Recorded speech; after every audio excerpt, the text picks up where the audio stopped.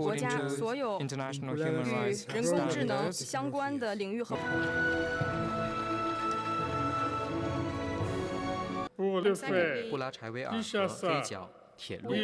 第三，建设刚果金沙萨和伊莱波。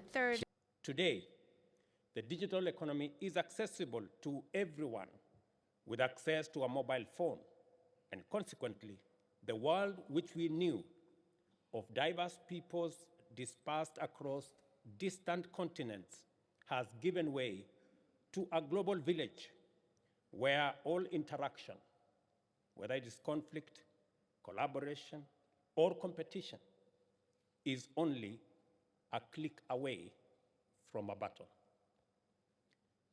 Ultimately, this is the irresistible promise of the digital economy: its capacity to be inclusive, democratic, to empower individuals and groups with global reach and limitless opportunity, and make possible the most efficient exchange of goods, services, and information. And let me say this, that China has a special place, with no doubt, to enhance the competitiveness of Africa by doing two very important things to us in the global south and especially in Africa. Number one is for China to work with us in the reform of the international financial institutions so that we can leverage on these institutions and use China's muscle to invest more in those institutions and to work with us in its reform so that countries in the developing world can access more concessional development financing to lift the huge burden on many African countries of liquidity that they experience at this point in time. We want to thank China for China's willingness to invest in our regional multilateral development banks, the Africa Development Bank, Afrexim Bank, Trade Development Bank, to facilitate Africa's growth and development initiatives. And I want to use this forum to thank the government of China for that consideration. Africa is emerging as the last frontier of global industrial transformation. With its tremendous endowments of millions of youthful, skilled, and educated young people, abundant natural resource wealth, including minerals and expansive tracts of arable land, as well as green energy potential, Africa possesses unique capacity to drive the next phase of global industrialization. This means that Africa can become the world's clean, green, cheap global manufacturing hub if the right volumes of investment is directed to our continent within a short time.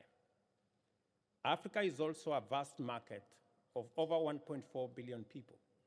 Under the Africa Continental Free Trade Area, Pan-African integration is taking off to a highly promising start, with a GDP of $3.5 trillion, which is expected to rise to $4.2 trillion by 2027 in just about 3 short years.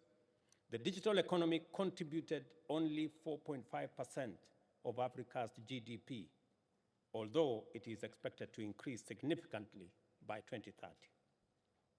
The transformational impact of the digital economy is tremendous. By facilitating innovation, research, and development, it has sustained the acceleration of technological transformation to such an extent that absolute paradigm shifts have become normalized punctuations to the global rhythm of change and growth.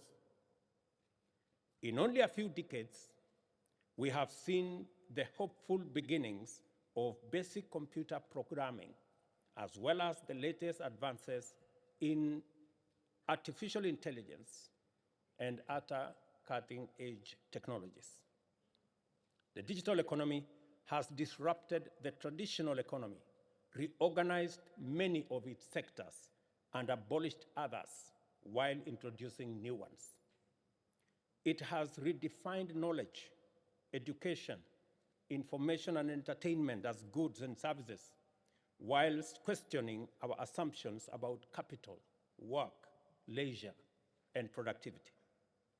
The rise of social media has democratized privileges and services that before were enjoyed by a select few, and has facilitated the lucrative monetization of non-traditional goods and services and productivity in activities that in earlier times did not qualify as gainful work.